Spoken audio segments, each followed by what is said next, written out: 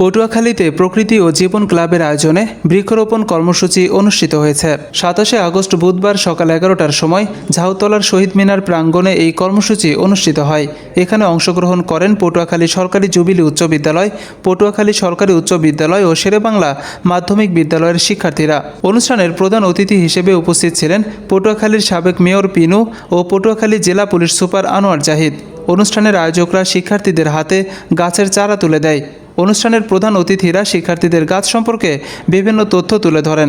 গাছের উপকারিতা কী ও গাছ কাটলে কি কি ক্ষতি হবে, আমাদের সামনে আরও গাছ লাগাতে হবে, গাছ আমাদেরকে ছায়া দেয়, এছাড়াও গাছ আমাদের অনেক উপকারে আসে, গাছ থেকে আমরা অনেক সুযোগ সুবিধা পেয়ে থাকি, এসব বিষয় নিয়ে তারা কথা বলেন।